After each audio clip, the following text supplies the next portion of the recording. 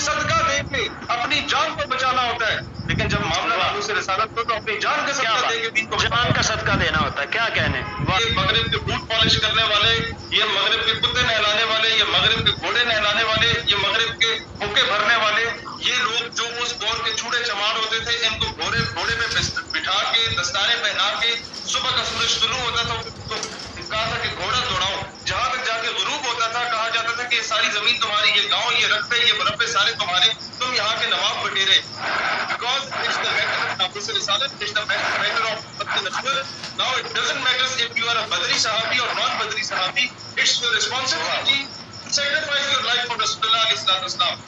This is the responsibility of the state. Minority, اقلیت, non-Muslim ایک الگ چیز ہوتی ہے اور فتنہ ایک الگ چیز ہوتا ہے. اور ہمیں ان کو کس نہج سے دیکھنا چاہیے؟ کیا حیثیت ہے ان کی پاکستان میں اور اسلام میں؟ دیکھیں، سب سے پہلے تو ہمیں اشفاق بھائی بڑا کلیئرلی بغیر کسی تمہید کے میں بات کرنا چاہوں گا. ریسنٹلی حمزہ علی عباسی ایک اینکر پرسن ہے، اداکار بھی ہیں، کلاکار بھی ہیں، انہوں نے ایک جملہ کہا اور کچھ علماء سے پوچھا اور وہ بھی آئندہ شائع کرنے لگے، اور انہوں نے اسی طرح کا سوال ان کے سامنے توڑ مڑوڑ کے کیا کہ آپ ہاں یا نا میں جواب دیں. کیا ریاست کو یہ اختیار ہے کہ کسی کو نان مسلم مائنورٹی ڈکلیئر کرے؟ تو اس پہ میں سب سے پہلے آؤں گا، اس میں اسلامک پرسپیکٹو بھی آ جائے گا اور آپ کا پاکستان کا جو ریلیجیس پرسپیکٹو ہے یا آئیڈیولوجیکل پرسپیکٹو ہے یا آپ کا جو کانسٹیٹیوشنل ایسپیکٹ ہے وہ بھی سامنے آ جائے گا. دیکھیں، سب سے پہلی بات یہ ہے کہ ریاست کو بالکل اختیار ہے، اور وہ اس طریقے سے اختیار ہے کہ سیدنا یہ اختیار لوگ پوچھتے ہیں کہ یار یہ اختیار دیا کس نے؟ یہ اختیار سیدنا ابو بکر صدیق رضی اللہ تعالیٰ عنہ نے دیا ریاست کو. کیا بات، ریاست کے سربراہ تھے، امیر المومنین تھے، وہ خلیفۃ المسلمین تھے. سیدنا ابو بکر صدیق رضی اللہ تعالیٰ عنہ نے مسلمہ صحابہ کرام کو بھیجا، اور وٹ ہیپن کہ ان سے پہلے یہ اناؤنس کر دیا گیا تھا کہ رسول اللہ علیہ السلام کے ساتھ جنہوں نے غزوہ بدر میں حصہ لیا کفار کے خلاف، ان صحابہ کرام کو جنگوں میں نہیں بھیجا جائے گا. وہ معتبر شخصیات ہیں اور ہم بیٹھ کے ان کی زیارت کیا کریں گے.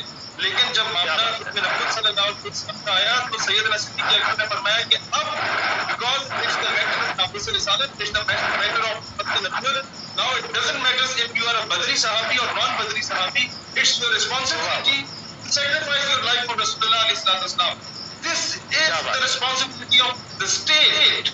تو ایک تو یہ میں سمجھتا ہوں سیدنا صدیق اکبر نے شٹ آف کال دے دی اس طرح کے تمام لوگوں کو جو دور حاضر میں آ کے کہتے ہیں کہ کیا ریاست کو اختیار ہے یا نہیں ہے. دوسری بات یہ کہ ہم سے پوچھا گیا کہ جناب اکثر سیمینارز میں ہم سے پوچھا جاتا ہے کہ یار آپ قادیانیوں کو کس نظر سے دیکھتے ہیں؟ میں کہتا ہوں یار بہت سمپل سی بات ہے کہ according to the basic principles of Islam وہ تو ہیں ہی کافر نا، but according to the constitution of Pakistan Qadianis are declared as a non Muslim thief and we respect the constitution. ایک غیر مسلم میں سمجھتا ہوں کہ مائنورٹی کے کھاتے میں بھی نہیں آتے. اس کی وجہ یہ ہے مائنورٹی، اقلیت، نان مسلم ایک الگ چیز ہوتی ہے اور فتنہ ایک الگ چیز ہوتی ہے. مسئلہ یہ ہے کہ ایک بندہ ہندو ہے، وہ اس نے کہا میں ہندو ہوں، میں رام کی پوجا کرتا ہوں، میرے کوئی کتنے بھگوان ہے، اس شہر میں اس بھگوان کی پوجا کرتا ہوں، وہ اس نے ڈکلیئر کیا ہوا ہے. ایک بندہ عیسائی ہے، وہ کہتا ہے کہ میرا یہ مذہب ہے، میرے یہ بلیفس ہیں. ایک بندہ جیو ہے، وہ کہتا ہے جی میں ڈیوڈ کو مانتا ہوں. عیسائی کہتا ہے میں جیسس کرائسٹ کو مانتا ہوں. پھر یہ موسیس کو بھی مانتے ہیں جنہیں مطلب حضرت عیسیٰ علیہ السلام، حضرت موسیٰ علیہ السلام، حضرت داؤد علیہ السلام بات کی جا رہی ہے. میں ان کی لینگویج میں بتا رہا ہوں. اسی طریقے سے بات ہے ایک شخص آپ کے مذہب کا نبادہ ہو کے اس میں منافق کی طرح رہا ہوا ہے تو اس کے ساتھ کیا کرنا چاہیے؟ میں بڑی بات اگر نہ کروں تو بہت سمپل سی بات ہے، اس کے ساتھ میں سمجھتا ہوں جو آپ کے درمیان میں گھس کے آپ کے اگینسٹ سازش کر رہے ہیں اس کے ساتھ وہی کچھ ہونا چاہیے جو نور الدین زنگی نے کیا. بیٹھے ہوئے تھے، خود کو بہت بڑے مسلمان سمجھا کرتے تھے، لیکن ان کا کردار کیا تھا؟ وہ نمازی خود کو تصور کرواتے تھے دنیا کے سامنے، وہ پیش کرتے تھے خود کو کہ ہم بہت بڑے پرہیزگار ہیں، اور انہوں نے رسول اللہ علیہ السلام کے روزہ مبارک تک. اور نور الدین زنگی نے کیا کیا تھا؟ وہ سزا دی کہ جس کی شاید مطلب اسلام کے اندر کہ نہیں اتنی سخت عدالت میں تھی، لیکن معاملہ ناموس رسالت سے تھا. اس معاملے کے اندر کوئی کمپرومائز نہیں ہوتا. نور الدین زنگی نے عبرتناک سزا دی، اور نور الدین زنگی میں کہتا ہوں سپہ سالار ایسا ہونا چاہیے.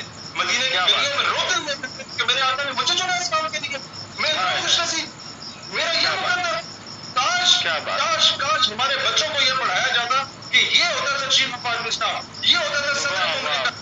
ایشو از کہ پاکستان جب بنا تو قائد اعظم محمد علی جناح رحمۃ اللہ علیہ کو پتا تھا کہ یہ مغرب کے بوٹ پالش کرنے والے، یہ مغرب کے کتے نہلانے والے، یہ مغرب کے گھوڑے نہلانے والے، یہ مغرب کے حقے بھرنے والے، یہ لوگ جو اس دور کے چوڑے چماڑ ہوتے تھے، ان کو گھوڑے پہ بٹھا کے دستارے پہنا کے صبح کا سورج طلوع ہوتا تھا تو کہا تھا کہ گھوڑا دوڑاؤ، جہاں تک جا کے غروب ہوتا تھا کہا جاتا تھا کہ یہ ساری زمین تمہاری، یہ گاؤں، یہ رقبے، یہ مربے سارے تمہارے، تم یہاں کے نواب بٹیرے۔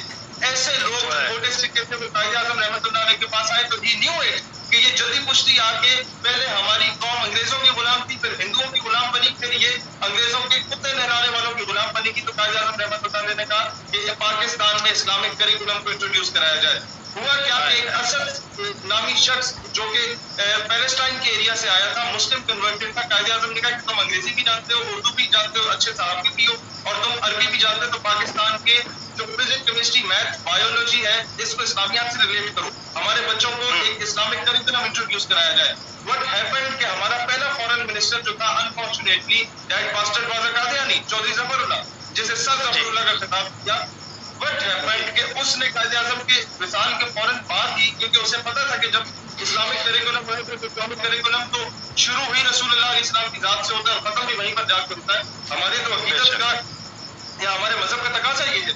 ہوا کیا کہ فوراً لیاقت علی خان کے پاس ہو گیا فورن منسٹر، اس نے کہا کہ خلیجی ریاستوں سے تعلقات اچھے رکھنے ہیں اور ایسے شخص کو انٹروڈیوس کرانا ہے جو کہ عربی جانتا ہو، اور عربی اسد صاحب جانتے تھے۔ انہوں نے کہا انہیں اٹھا کے وہاں پر پھینکا جائے اور جا کے یہ وہاں پر بطور سفیر ہوں، اور انہوں نے دھاڑے مار کے روئے، بنتے تک لکھی اسد صاحب نے کہ مجھے وہاں نہ بھیجو، آنے والی نسلیں ضائع ہو جائیں گی، مجھے جو امبیسڈر کوئی بھی جا سکتا ہے۔ پاکستان میں ہر دوسری مسجد میں وہ بندہ بیٹھا ہوتا ہے جس کو عربی بھی آتی ہے، اردو بھی آتی ہے، اچھے عالم دین بیٹھے ہوتے ہیں جن کو فارسی بھی آتی ہے، سفارتی تعلقات بھی آپ کے بہتر ہو جائیں گے، کوئی اتنا بڑا مسئلہ نہیں ہے۔ لوگوں کو انگریزی بھی بڑی اچھی آتی ہے پاکستان میں، کئی لوگ ہیں جو علی گڑھ سے پڑھ کے آئے تھے۔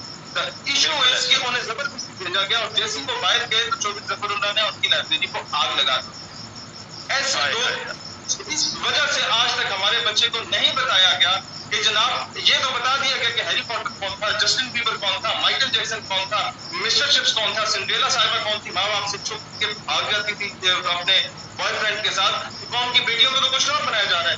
یہ نہیں بنایا گیا کہ آپ کا جو سپر سالار تھا وہ سلطان صلاح الدین ایوبی رحمۃ اللہ علیہ جیسا تھا کہ شام سے مسلمانوں کا لشکر گزر رہا تھا تو اس وقت ان پہ جو ہے وہ ایک سلیبی جنرل نے لشکر کشی کر کے ان کو مسلمانوں کے اس جو مسلمان تھے ان کو توہین کا، عبرت کا نشان بنایا، اور انہیں اس نے توہین آمیز الفاظ میں کہا کہ کہاں ہے تمہارے نبی محمد علیہ السلام، بلاؤ انہیں تمہاری مدد کے لیے آئے۔ تو ایوبی رحمۃ اللہ علیہ اس وقت سپہ سالار تھے، اس وقت ان کے پاس اس ساری سلطنت تھی۔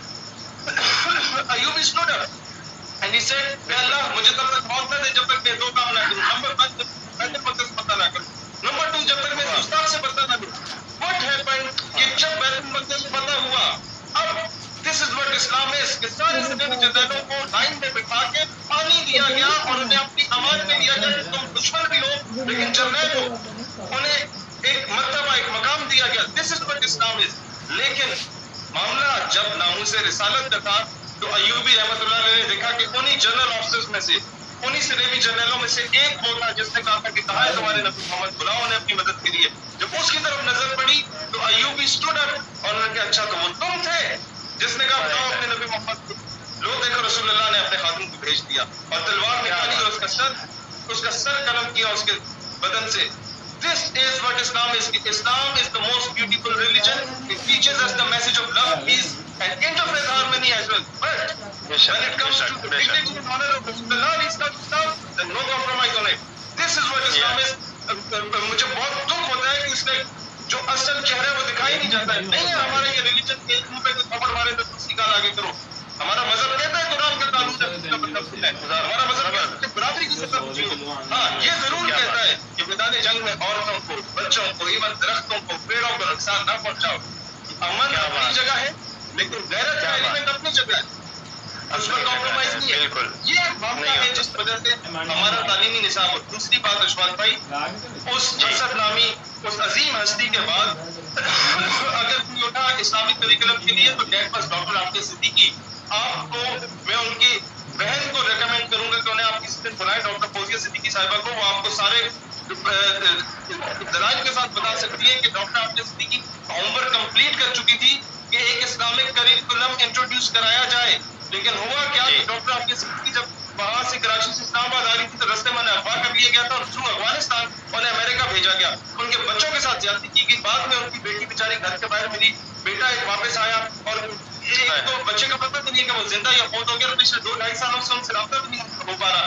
क्या इतने बड़े लोग जो अफगानिस्तान में जिहाद कर रहे हैं अमेरिका के खिलाफ, अमेरिका ने उन्हें नहीं गिरफ्तार किया, उन्हें मार दिया, आफिया सिद्दीकी को गिरफ्तार क्यों किया? क्योंकि ये एक ब्रेन था, एक माइंड था, और हमने थप्पड़ मारा कि तुम्हारी बेटी हमारे पास है, हमारे साथ क्यों चलाना कर रहा हो। नंबर 2 ये बताया कि दोबारा अगर कोई पाकिस्तान में इस्लामिक करिकुलम की बात करेगा, दोबारा पाकिस्तान में कोई इस्लामिक रियासत बनाने की बात करेगा, तो उसके साथ वही होगा जो अहमद कांसी के साथ हुआ, उसके साथ वही होगा जो असद के साथ हुआ, उसके साथ वही होगा जो अब्दुल के साथ हुआ। मसला सिर्फ ये है कि जब तक इस्लामिक करिकुलम इंट्रोड्यूस नहीं होगा, हम हकीकी मायनों में कादियानियों के अगेंस्ट लड़ नहीं पाएंगे। ये मैं आपको सच्ची बात बता रहा हूँ। हमारे मदारिस में और मसाजिद में तो खत्म नबूवत पढ़ाई जाती है, कॉलेज और यूनिवर्सिटीज में एक छोटा सा पैराग्राफ सिर्फ पढ़ाया जाता है। इसकी इंपॉर्टेंस के बारे में बताना चाहिए कि यार बाकी सारी चीजें एक तरफ, हुजूर की नामूस रिसालत और खत्म नबूवत एक तरफ, जब आपकी तबीयत खराब हो तो आपको सदका देके अपनी जान को बचाना होता है, लेकिन जब मामला नामूस रिसालत हो तो अपनी जान का सदका देके दीन को जान का सदका देना होता है। क्या कहने, वाह वाह।